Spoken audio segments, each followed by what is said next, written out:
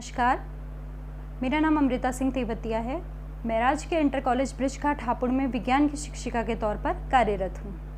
जैसा कि आप सब जानते हैं कि माध्यमिक शिक्षा विभाग उत्तर प्रदेश द्वारा ई लर्निंग का प्रोग्राम चलाया जा रहा है, तो उसी के अंतर्गत आज मैं आप सबके सामने कक्षा 9 में विज्ञान विषय में अध्याय 5 जिसका नाम है कोशिका को लेकर प्रस्तुत हुई हूँ। तो चलिए इस पाठ की शुरुआत करते हैं। सबसे पहले हम यह समझेंगे कि कोशिका होता क्या है। कोशिका एक ये डेफिनेशन बोली जाती है, क्या जीवन की मौलिक इकाई है ना। तो कोशिका क्या है? जीवन की मौलिक इकाई। कैसे? यानी कोशिका शरीर की, किसी भी स्वस्थ शरीर की क्या है, रचनात्मक एवं क्रियात्मक इकाई को हम क्या कहते हैं बच्चों? कोशिका कहते हैं। कोशिका क्या है? यह सभी सजीवों की मूलभूत इकाई है, यानी कोशिका सभी सजीवों में पाई जाती है। उसकी बेसिक क्या है? यूनिट है, ओके, जिसको हम क्या कहते हैं? इकाई। और सभी जीव कोशिकाओं से बने होते हैं। सभी जीव से यहाँ मतलब है चाहे पेड़ पौधे हों, आपके जानवर हों या मनुष्य, वो सब किसके बने हुए होते हैं बच्चों? बेसिकली जो हमारी बेसिक इकाई, बेसिक यूनिट होती है हमारी लाइफ की, हमारी जिंदगी की, वह क्या होती है? एक कोशिका, यानी एक सेल। कोशिका को इंग्लिश में हम सेल बोलते हैं। अब इसका हम एक उदाहरण के माध्यम से हम कोशिका को समझने का प्रयास करेंगे। जैसे एक भवन को बनाने के लिए ईंट एक मौलिक रचनात्मक इकाई का कार्य करती है, उसी प्रकार किसी भी सजीव के शरीर के निर्माण में भी क्या है? एक कोशिका किसका निर्माण करती है? एक मौलिक इकाई का कार्य करती है। कैसे?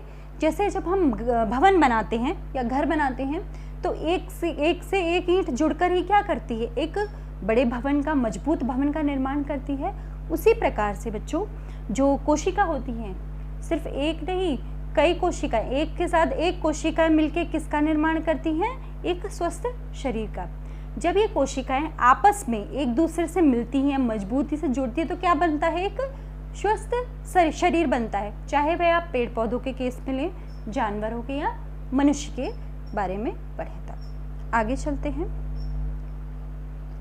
अब बच्चों इसको हम एक ये माध्यम से समझेंगे। एक बेसिक है ये डायग्राम। सबसे पहले क्या होता है? कोशिकाएं।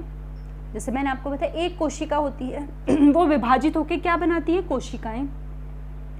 कोशिकाओं के बाद क्या बनते हैं? जब कोशिकाएं आगे विभाजित होती हैं तो वह क्या बनाती हैं? ऊतक। जब ऊतक आगे विभाजित होते हैं, वे बनाते हैं एक शरीर का कोई भी एक अंग। अंग आगे डेवलप होते हैं तो वे कई अंग डेवलप होते हैं तो आपस में मिलकर किसका निर्माण करते हैं? शारीरिक तंत्र का। और एक कई सारे शारीरिक तंत्र आपस में मिलकर क्या निर्माण करते हैं बच्चों? शरीर का। इसमें मैंने मानव का उदाहरण या मनुष्य का उदाहरण लिया है, तो आप इसको समझें, ठीक है। यहाँ बच्चों मैंने एक बेसिक डायग्राम लिया है एक सेल का, यानी एक कोशिका का। यहाँ पे मैंने एनिमल सेल यानी जंतु कोशिका को लिया है। आप इस डायग्राम के माध्यम से समझ सकते हैं क्या है? एक सेल है, एक कोशिका है, जिसमें क्या क्या प्रेजेंट होता है? न्यूक्लियस यानी केंद्रक होता है, न्यूक्लियोलस होता है, nuclear envelope, rough endoplasmic reticulum, plasma membrane होती है। ये सब क्या है? इस सेल के अंग हैं, ठीक है बच्चों। अब जैसे इसमें और क्या? गोल्जी बॉडी होती है, साइटोप्लाज्म होता है, स्मूथ एंडोप्लाज्मिक रेटिकुलम होता है, राइबोसोम्स होते हैं, माइटोकॉन्ड्रिया होता है, लाइसोसोम्स होते हैं। ये क्या कहलाते हैं? इस एक सेल के या एक कोशिका के क्या कहलाते हैं? ये कोशांग, ठीक है। आगे हम चलेंगे, आगे समझते हैं। तो ये एक बेसिक डायग्राम है एक सेल का, जो क्या होता है? एक सेल यानी इन सब से मिलकर बना हुआ होता है। जैसा मैंने बताया कोशिका क्या है? एक संरचनात्मक इकाई है, संरचनात्मक इकाई है ना। संरचनात्मक इकाई से यहाँ हमको क्लियर है क्या? संरचना मतलब एक शरीर को क्या देती है? वह आकार प्रदान करती है। चाहे आप पेड़ पौधे लें, जानवर लें, मनुष्य लें, जैसे मैंने आपको भी समझाया, तो कोशिका एक रचनात्मक इकाई है बच्चों। दूसरा क्या है? शरीर के सभी कार्य भी कोशिकीय स्तर पर होते हैं, यानी हमारे शरीर में कोई जीव जंतु हर एक में क्या होता है? हर एक जो भी कार्य होते हैं, कार्यात्मक जो कार्य, क्रियात्मक कार्य जो होते हैं, वे किस लेवल पे होते हैं? कोशिका लेवल, सेल के लेवल पे होते हैं। इसीलिए हम कोशिका को क्या कहते हैं? एक क्रियात्मक इकाई भी कहते हैं, ठीक है। अब हम समझेंगे कि कोशिका की खोज, जैसा हम सब विज्ञान पढ़ रहे हैं तो हम सब जानते हैं कि विज्ञान में खोज के ऊपर सब कुछ डिपेंड होता है, तो ऐसे ही कोशिका की खोज किस तरह से हुई। कोशिका की खोज या कोशिका का पता सबसे पहले रॉबर्ट हुक नाम के एक वैज्ञानिक थे, उन्होंने इसके बारे में 1665 में बताया था। उन्होंने क्या किया था बच्चों, एक छाल ली थी, एक पेड़ की छाल ली थी, कॉर्क बोलते हैं जिसको, ठीक है बच्चों। तो उन्होंने क्या किया, उसको उस छाल की एक पतली, उसके कॉर्क की एक पतली सी छाल ली, उसको उन्होंने उनके द्वारा बनाए गए सूक्ष्मदर्शी या माइक्रोस्कोप के नीचे रख के देखा, तो उन्होंने क्या पाया कि उनको कैसी संरचना दिखाई दी, जैसे मधुमक्खी का छत्ता होता है, इस प्रकार की एक संरचना उनको दिखाई पड़ी। तो उसको उन्होंने क्या नाम दिया, वो जो संरचना थी उसमें क्या थे बच्चों, छोटे छोटे, जैसे आप सबने देखा होगा मधुमक्खी के छत्ते को, तो उसमें छोटे छोटे क्या थे, घर से थे, कमरे से थे, तो उनको उन्होंने क्या नाम दिया, सेल या कोशिका, ठीक है। रॉबर्ट ब्राउन ने क्या किया था, 1831 में कोशिका में केंद्रक का पता लगाया था। केंद्रक यानी न्यूक्लियस, जिसके बारे में हम आगे पढ़ेंगे। तो कोशिका की खोज किसने की थी, सबसे पहले रॉबर्ट हुक नाम के एक वैज्ञानिक थे, उन्होंने 1665 ईस्वी में की थी। किससे में की थी, एक कॉर्क से भी की थी। चलिए आगे, कोशिका सिद्धांत में और भी कुछ समझे, यानी सभी पौधे एवं जंतु कोशिकाओं से बने होते, ये तो मैं बता चुकी, यानी सभी पेड़ पौधों की और जंतुओं की मूलभूत इकाई क्या मानी गई है बच्चों, एक कोशिका को माना गया है। सभी कोशिकाएं जो होती हैं वे पूर्ववर्ती कोशिकाओं से बनी होती हैं, यानी जो भी एक नई कोशिका बनेगी ना, वह किससे बनेगी, पूर्ववर्ती कोशिका से ही नई कोशिका का क्या होता है बच्चों, निर्माण होता है। इसके सिद्धांत को सर्वप्रथम 2 जीव वैज्ञानिक ने दिया था, एस स्लेडन, ठीक है, और टी स्वान नाम के 2 वैज्ञानिक थे, उन्होंने इस सिद्धांत को दिया था कि क्या दिया था उन्होंने, कि जो भी नई कोशिकाएं बनती हैं या नई कोशिकाओं का जन्म हमेशा पूर्ववर्ती कोशिकाओं से ही होता है, यानी कोई भी सेल अपने आप डेवलप नहीं होता या कोई भी कोशिका अपने आप नहीं होगा, हमेशा उसके लिए क्या चाहिए, पूर्ववर्ती कोशिकाओं का होना अति आवश्यक है। और इस सिद्धांत में ये भी कहा गया, फिर उसके बाद कोशिका सिद्धांत में ये भी बताया गया, 2 और वैज्ञानिकों का इसमें जिक्र होता है, मैथ्यूस जैकब स्लाइडेन और थियोडोर स्वान ने दिया। तो उन्होंने कहा कि पादपों एवं जंतुओं का शरीर कोशिका एवं कोशिका के उत्पादों से मिलकर बना हुआ होता है, ठीक है। और उन्होंने ये भी एक सेंटेंस कहा, क्या, कि सर्वप्रथम रुडोल्फ विर्चो नाम के एक और वैज्ञानिक थे, उन्होंने बताया कि, या उन्होंने ये कहा था कि ओमनिस सेलुला इज सेलुला, मतलब ओमनिस सेलुला इज सेलुला, अर्थात कोशिका विभाजित होती हैं और नई कोशिकाएं हमेशा पूर्ववर्ती कोशिकाओं से ही बनती हैं, ठीक है बच्चों। यानी ये चीज़ यहाँ पे कोशिका का सिद्धांत क्लियर हो गया होगा आपको। अब आगे चलें, ये है बच्चों कोशिकाओं के आकार। यहाँ मैंने एक ह्यूमन बॉडी यानी एक मानव शरीर के में पाई जाने वाली कई शेप्स की कोशिकाओं को लिया है, जिसको आप इस चित्र के माध्यम से समझ सकते हैं। ये हमारी मसल सेल्स है, ये हमारे शरीर में फैट सेल है, ये sperm, ovum, bone cell, blood cell, nerve cell, तंत्रिका कोशिका। तो यहाँ पे क्या है, ये जितने भी सेल्स हैं या कोशिकाएं हैं, क्या वे तरह तरह की शेप्स की, इनके आकार क्या हैं, सबके अलग अलग। तो यानी कोशिकाएं कोई एक पर्टिकुलर शेप की नहीं होती, वे भी क्या, उनके आकार क्या होते हैं, वे कई प्रकार के आकारों की पाई जाती हैं। चाहे हम मानव शरीर लें, प्लांट सेल्स लें या जानवरों की बात करें, किसी की भी बात करें, तो यानी इस क्या है, जो कोशिकाएं होती हैं वे आकृति में कई प्रकार की हो सकती हैं। यहाँ पे मैंने एक ह्यूमन सेल का यानी ह्यूमन बॉडी को लिया है। अब जैसे कोशिकाओं की आकृति मैंने अभी आपको चित्र के माध्यम से समझाया था। अब देखिए कोशिकाएं डिस्क जैसी हो सकती हैं, है ना, स्तंभ की तरह हो सकती हैं, धागे की शेप में हो सकती हैं, धागे समान हो सकती हैं, या अनियमित होती हैं, यानी इनका कोई भी आकार कोशिकाओं का फिक्स नहीं होता, ये अपने किसी भी प्रकार के शेप में पाई जाती हैं। तो कोशिकाएं आधार पर जीवों का प्रकार, ठीक है। अब दूसरा पॉइंट हम यहाँ लेंगे, कोशिकाओं के आधार पर जीव कितने प्रकार के होते हैं। यहाँ तक हमने समझा कोशिकाओं की आकृति के बारे में। अब यहाँ हम पढ़ेंगे कि कोशिकाओं के आधार पर जीव कितने प्रकार के होते हैं। बच्चों ये है यहाँ पे एक कोशिकीय जीव और बहुकोशिकीय जीव। जैसे कोशिकीय जीव, जैसे यहाँ पे आपको समझ आ रहा होगा क्या, एक कोशिकीय जीव से यहाँ क्या समझ में आता है, वे जीव जो क्या हैं सिर्फ एक कोशिका से बने हुए हैं, उन्हें हम क्या कह रहे हैं यहाँ पे बच्चों, एक कोशिकीय जीव। और बहुकोशिकीय जीव यहाँ पे क्या हो गया, जो दो या दो से अधिक कोशिकाओं से या मिले या बहुत सारी कोशिकाओं से मिलके बनते हैं जो जीव, वे कहलाते हैं बहुकोशिकीय जीव। मैं आपको इसकी परिभाषा समझाती हूँ। वे जीव जो एक ही कोशिका के बने होते हैं एवं स्वयं में ही एक संपूर्ण जीव होते हैं, एक कोशिकीय जीव कहलाते हैं। जैसे अमीबा, पैरामीशियम, क्लेमाइडोमोनास, बैक्टीरिया, जीवाणु आदि। यानी ये ऐसे जीव होते हैं जो एक सिंगल सेल के बने हुए होते हैं, एक कोशिका के बने हुए होते हैं, और वे उनमें जो भी क्रियाएं होती हैं, है ना, एक शरीर में वही सेल है तो वो सारी क्रियाएं तो उसमें होंगी ही।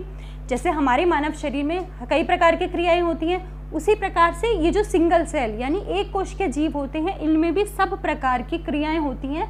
तो वह अपनी सारी क्रियाओं को किससे करते हैं, वो उस एक कोशिका के माध्यम से ही अपना सारा कार्य, अपने शरीर का सारा कार्य करते हैं।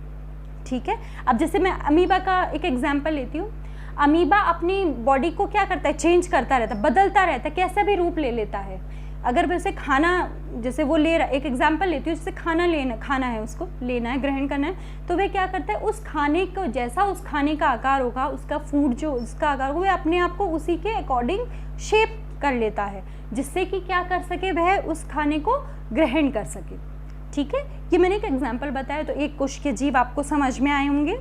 अब आते बहुकोशिकीय जीवों की बात करें बच्चों। वे जीव जिनमें अनेक कोशिकाएं समाहित होकर विभिन्न कार्यों को संपन्न करने हेतु विभिन्न अंगों का निर्माण करती हैं, वे क्या कहलाती हैं, बहुकोशिकीय जीव। जैसा मैंने आपको बताया था, बहुकोशिकीय जीव वो जीव होते हैं जो क्या करती हैं, कई कोशिकाएं मिलकर, जो मैंने आपको बताया था क्या कि कोशिकाएं बनती हैं, फिर उत्तक बनते हैं, फिर अंग बनते हैं, फिर अंग तंत्र बनते हैं या शारीरिक तंत्र, फिर एक शरीर। तो वहाँ पे ये डेफिनेशन वो चार्ट यहाँ पे आता है क्या, वे जीव जिनमें अनेक कोशिकाएं सम्माहित होकर विभिन्न कार्यों को संपन्न, सम्माहित क्या, कई कोशिकाएं हैं वो सम्माहित हो गई, क्या आपस में मिल गई, तो उन्होंने एक अंग का निर्माण किया।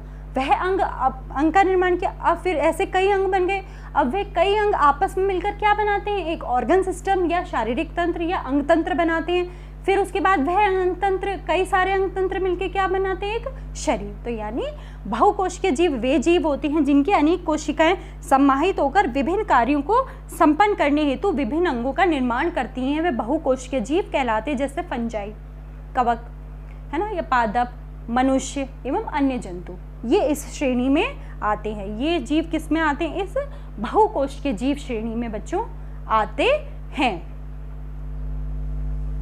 ये कुछ और पॉइंट्स हैं जिनको हम समझेंगे बच्चों। प्रत्येक बहुकोशिकीय जीव एक कोशिकीय जीवों से ही विकसित हुआ है। जैसे मैंने आपको क्या बताया, हर एक कोशिका का जन्म हमेशा एक पूर्ववर्ती कोशिका से ही होता है। तो इसी प्रकार जो बहुकोशिकीय जीव होते हैं उनका भी निर्माण या उनका भी जन्म किससे हुआ है, एक कोशिकीय जीवों से ही हुआ है। यहाँ चीज आप ये समझेंगे। दूसरा, कोशिकाएं विभाजित होकर अपनी जैसी कोशिकाएं ही बनाती हैं।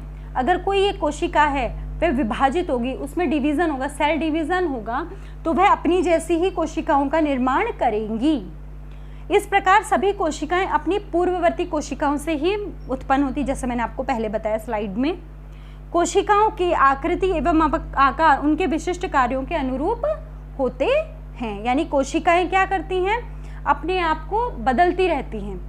जो एक कोशिकीय जीव होते हैं वे अपने आप को बदलते रहते हैं, क्योंकि उनको अपना सारा कार्य अपने शेप को बदलते, क्यों, क्योंकि उनको अपना पूरा जीवन उस एक सिंगल कोशिका के माध्यम से ही व्यतीत करना होता है। अब जैसे कुछ कोशिकाएं अपना आकार बदलती हैं, जैसे मैंने आपको बताया अमीबा, और कुछ जीवों में कोशिकाओं का आकार स्थायी रहता है, मतलब नहीं बदलता। जैसे तंत्रिका कोशिका जो एक मनुष्य में या मानव शरीर में पाई जाती है। ठीक है बच्चों। यहाँ पे मैंने एक एग्जाम्पल लिया है आपको समझाने के लिए, मानव शरीर में पाए जाने वाले कुछ कोशिकाओं के नाम, जो वैसे आप सब लोग जानते हैं लेकिन फिर भी एक बार मैं रिवीजन करा देती हूँ। तंत्रिका कोशिका होती है बच्चों मानव शरीर में, रुधिर कोशिका होती है, वसा कोशिका होती है, अस्थि कोशिका होती है, पेशी मांसपेशी कोशिका या चिकनी पेशी कोशिका होती है, और जनन कोशिका। ये इस कई प्रकार की कोशिकाएं एक मानव शरीर में पाई जाती हैं। अब ये कोशिकाएं सब मिलकर क्या अपना अपना कार्य करती हैं। नेक्स्ट है पादप कोशिका एवं जंतु कोशिका में अंतर। अब हमने पढ़ा अभी एक कोशिकीय जीव, बहुकोशिकीय जीव। अब हम आते हैं पादप कोशिका और जंतु कोशिका में अंतर क्या होता है। सबसे पहले हम पादप कोशिका को लेंगे। इस कोशिका में क्या नहीं, कोशिका भित्ति नहीं होती है, और ये सब आप समझ गए, आगे डायग्राम आएगा उसके माध्यम से आप समझ पाएंगे। इसमें हरित लवक उपस्थित होता है। हरित लवक क्या होता है? क्लोरोफिल, ठीक है। हरित लवक उपस्थित होता है, तो यानी इसमें कौन सी क्रिया होती है? प्रकाश संश्लेषण की क्रिया होती है, जो मैंने नेक्स्ट पॉइंट लिखा है यहाँ पे, इसमें प्रकाश संश्लेषण की क्रिया होती है, प्रकाश संश्लेषण होता है, और ये प्रायः बड़े आकार की होती हैं। ये कोशिकाएं बच्चों प्रायः कैसी होती हैं? थोड़े बड़े आकार की होती हैं। अब हमने यहाँ पे पादप कोशिका के बारे में समझा, पढ़ा, उसके कुछ पॉइंट्स को समझा। अब हम आगे चलते हैं किस पे? जंतु कोशिका के ऊपर। इसमें कोशिकाएं भित्ति नहीं होती, जस्ट उसके अपोजिट होते हैं। इसमें हरित लवक नहीं पाए जाते। आप सब जानते हैं जानवरों में, है ना, जंतुओं में क्या, हम इसमें हम में को या हम मनुष्य लें तो क्या हम में हरित लवक पाया जाता है? नहीं, अनुपस्थित होता है। और अगर हम में हरित लवक अनुपस्थित होगा तो प्रकाश संश्लेषण की क्रिया भी मनुष्य में या जंतुओं में नहीं होती, और ये प्रायः छोटे आकार की कोशिकाएं होती हैं। यह है बच्चों पादप कोशिका और जंतु कोशिका का डायग्राम। इसमें आप समझ सकते हैं आराम से, है ना। इसमें जो डिफरेंस मैंने आपको बताए हैं वे इस स्लाइड में डायग्राम के माध्यम से समझाए गए हैं, जो सेम है वैसे। अब हम आते हैं कोशिका के भाग। जैसे हम सब जानते हैं हर एक इंसान, जैसे हमारा शरीर है, मानव शरीर है, उसके कई भाग हैं बच्चों। तो इसी तरह से क्या है, कोशिका के भी कुछ भाग होते हैं, ठीक है। तो उसमें सबसे पहला भाग क्या है? प्लाज्मा झिल्ली या प्लाज्मा मेम्ब्रेन, ठीक है। प्लाज्मा मेम्ब्रेन क्या होती है? ये कोशिका की सबसे बाहरी परत होती है, ठीक है बच्चों। ये सबसे बाहरी परत होती है जो कोशिकाओं के घटकों को बाहरी पर्यावरण से अलग करती है। तो ये क्या होती है? प्लाज्मा झिल्ली बोलते हैं, या इसको हम प्लाज्मा मेम्ब्रेन कह सकते हैं। प्लाज्मा झिल्ली लचीली होती है। लचीली मतलब फ्लैक्सिबल होती है, जो मैं आगे स्लाइड में बताऊंगी लचीलापन के बारे में। प्लाज्मा झिल्ली लचीली होती है और कार्बनिक अणुओं जैसे लिपिड तथा प्रोटीन की परतों से बनी हुई होती है। यानी जो प्लाज्मा झिल्ली होती है या प्लाज्मा मेम्ब्रेन होती है वह किस किस की बनी हुई होती है बच्चों? लिपिड और प्रोटीन की बनी हुई होती है। और ये एक बार दोबारा समझे, प्लाज्मा झिल्ली क्या होती है? सबसे बाहरी परत होती है जो कोशिका को बाहरी पर्यावरण से बचाती है। ये देखिए एक प्लाज्मा मेम्ब्रेन का डायग्राम है, ये एक सेल है। तो ये देखिए बच्चों, ये जो सबसे बाहरी परत है एक कोशिका की, ये क्या है? हमारी प्लाज्मा मेम्ब्रेन बोल सकते हैं या प्लाज्मा झिल्ली। कोशिका विभाजन, हम छोटा सा एक पॉइंट ले लेते हैं आगे जिसको हम डिटेल में पढ़ेंगे। कोशिका विभाजन, जैसा मैं आपको बताती आ रही हूँ कि एक कोशिका आगे विभाजित होकर कई कोशिकाएं बनाती हैं। तो बच्चों कोशिकाओं का भी जो विभाजन होता है वह भी कई प्रकार से होता है। 3 प्रकार से होता है। जैसे एक होता है असूत्रीय विभाजन, एक होता है समसूत्रीय विभाजन, और एक होता है अर्धसूत्रीय विभाजन। तो बच्चों हम ये कोशिका विभाजन के बारे में डिटेल में आगे पढ़ेंगे। ये मैंने आपको एक जस्ट समझाने के लिए बताया कि विभाजन कितने प्रकार के होते हैं। इसको हम डिटेल में आगे की स्लाइड्स में लेंगे। अब देखो पदार्थों की गति का नियम, जैसा मैंने आपको बताया, क्या प्लाज्मा मेम्ब्रेन क्या करती है या प्लाज्मा झिल्ली का क्या कार्य होता है? कोशिका को बाहरी पर्यावरण से बचाना, ठीक है बच्चों। तो उसमें कुछ नियम लागू होते हैं, पदार्थों की गति का नियम लागू होता है इनमें। तो पहला है पदार्थों की गति उच्च सांद्रता से हमेशा निम्न सांद्रता की ओर होती है। मतलब हाई कंसेंट्रेशन से लो कंसेंट्रेशन। यहाँ पे ये मतलब उच्च सांद्रता का मतलब जहाँ पे ज़्यादा फ्लूइड होगा तो वह हमेशा क्या करता है? कम की तरफ जाता है, ठीक है। तो यानी यहाँ पे पदार्थों की जो गति होती है वह हमेशा उच्च सांद्रता से निम्न सांद्रता की ओर होती है। अब हम विसरण, या इसको हम इंग्लिश में ऑस्मोसिस बोलते हैं, इसको समझें बच्चों। विसरण एक कोशिकाओं में होने वाली प्रक्रिया है। ये किस में होती है? कोशिकाओं में होती है, जिसमें कार्बन डाइऑक्साइड एवं ऑक्सीजन जैसे गैसीय पदार्थों के अणुओं का परिवहन वर्णात्मक पारगमन झिल्ली के द्वारा होता है। एक्सचेंज मतलब जिसमें किसका? कार्बन डाइऑक्साइड और ऑक्सीजन के अणुओं का आदान प्रदान किसके माध्यम से होता है बच्चों? प्लाज्मा झिल्ली। ठीक है। तो इसको हम, इसलिए मैंने इस चीज़ को लिया है इसमें पदार्थों की गति का नियम, क्योंकि ये सब कार्य किसके थ्रू होते हैं? प्लाज्मा मेम्ब्रेन या प्लाज्मा झिल्ली के माध्यम से होते हैं। इसलिए बच्चों मैंने इसको समझाने के लिए आपको, ताकि आपको पता चले कि गति का नियम क्या होता है, तो उसमें एक ऑस्मोसिस था, विसरण। अब मैं आपको इसमें ये समझाती हूँ प्लाज्मा झिल्ली के क्या कार्य होते हैं। यह कोशिकाएं द्रव्य को बाहरी पर्यावरण से अलग करता है। यह कोशिका को, ठीक है, जो कोशिका है उसको वह क्या करता है? बाहरी पर्यावरण से उसकी रक्षा करती है प्लाज्मा झिल्ली। दूसरा, यह कोशिका के बाहरी तत्वों से रक्षा करती है, जो हमने इसमें बाहरी पर्यावरण या बाहरी तत्वों से रक्षा करती है। कुछ चुने पदार्थों का ही कोशिकाओं के अंदर आदान प्रदान होता है। प्लाज्मा मेम्ब्रेन या प्लाज्मा झिल्ली का एक काम ये भी होता है बच्चों कि वो सिर्फ सेलेक्ट जो सुटेबल चीज़ है ना, जो लाभदायक है एक कोशिका के लिए, उन्हीं को आदान प्रदान, उन्हीं को अंदर आने की वह अनुमति देती है।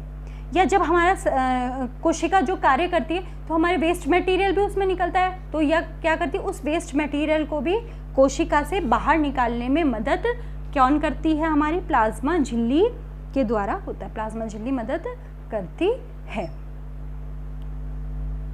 यहाँ पे एक ये पॉइंट और है, प्लाज्मा झिल्ली वर्णात्मक पारगम में झिल्ली होती है।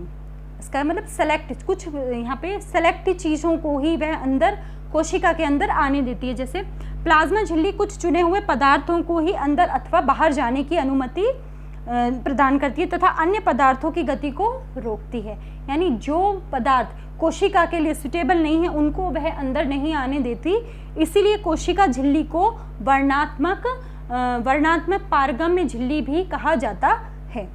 तो ये इस स्लाइड से क्लियर हो गया कि हाँ, ये कई बार प्रश्न पूछा भी जाता है बच्चों कि प्लाज्मा झिल्ली को हम वर्णात्मक परागम झिल्ली क्यों कहते हैं, तो उसका आंसर इस स्लाइड में है। इस प्रकार से मैंने जैसे आपको समझाया वो है। जैसे मैंने आपको बताया था कि कोशिका झिल्ली का लचीलापन, वो मैं आगे बताऊंगी। तो लचीलापन क्या होता है? देखिए, कोशिका झिल्ली का लचीलापन एक कोशिकीय जीव जैसे अमीबा को अपने बाहरी पर्यावरण, जो मैंने आपको एक एग्जाम्पल दिया था, को अपने बाहरी पर्यावरण से अपना भोजन या अन्य पदार्थ ग्रहण करने में सहायता करता है। इसी लचीलेपन के कारण अमीबा अपना आकार बदल पाता है और खाद्य पदार्थ को फुटपाथ के सहारे निगल जाता है। अमीबा या अन्य एक कोशिकीय जीवों में भोजन ग्रहण करने की इस प्रोसेस को हम क्या बोलते हैं? इंडोसाइटोसिस कहते हैं या फैगोसाइटोसिस कहते हैं।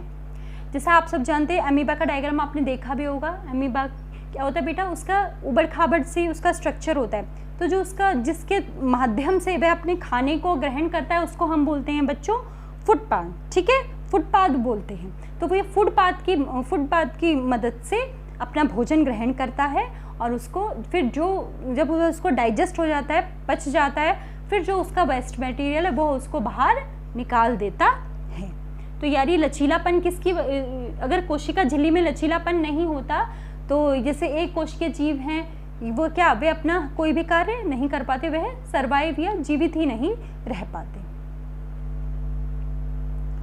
अब बच्चों यहाँ पे कुछ हम पढ़ेंगे सांद्रता के आधार पर विलयन के प्रकार। ठीक है, इसको भी हमें यहाँ पे समझना होगा। सबसे पहले अल्प प्रसारण दाबी विलयन। यदि कोशिका को तनु विलयन वाले माध्यम अर्थात जल में चीनी अथवा नमक की मात्रा कम और जल की मात्रा अधिक हो तो क्या होगा? परागण विधि द्वारा कोशिका के अंदर चला जाएगा। यानी तो जल जो है वह क्या हो जाएगा? कोशिका के अंदर। जैसे हमने पानी लिया, अगर हम उसमें चीनी और नमक की मात्रा क्या कम रखें या ना डालें तो वे क्या होगा? तो जो भी कोशिका हम उस जल में डालेंगे तो वे क्या हो जाएगी? फूल जाएगी। तो जैसे इसके परिणाम स्वरूप कोशिका फूलने लगेगी। जैसा आप सब लोग जानते हैं किशमिश, जब हम कभी आप उसको रात को पानी में भिगो दीजिए तो वह क्या होता है, सुबह तक आपको फूली हुई मिलेगी। तो आपने सिंपल पानी में उसको भिगोया ना तो उसमें चीनी डाली, नमक कुछ नहीं डाला, तो उसने क्या किया, वह उस जो जल था, बाहरी जल, वह उस कोशिका में अंदर चला गया, तो जिसकी वजह से किशमिश क्या हो गई थी, फूल जाती। समझ में आया बच्चों? तो यानी ये किसका उदाहरण हुआ, अल्प प्रसारण दाबी विलयन का उदाहरण हुआ।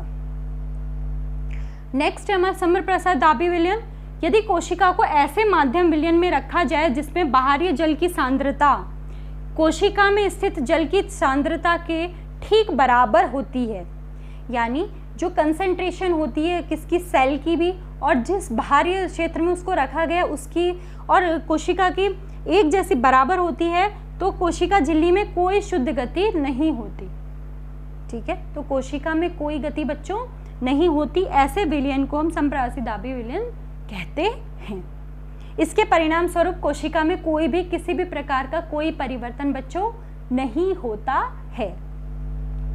अब है अति प्रसारण दाबी विलयन। ठीक है, इसमें क्या होता है बच्चों, यदि कोशिका के बाहर वाला विलयन अंदर के घोल से अधिक सांद्र हो तो जल प्रसारण द्वारा कोशिका से बाहर आ जाता है। तो क्या होता है, जल जो है वो कोशिका से क्या आता है बच्चों, बाहर आ जाता है, जिसकी वजह से क्या होता है, कोशिका सिकुड़ जाती है, अपने आप को श्रिंक कर लेती है। तो इसके परिणाम स्वरूप कोशिका सिकुड़ जाएगी।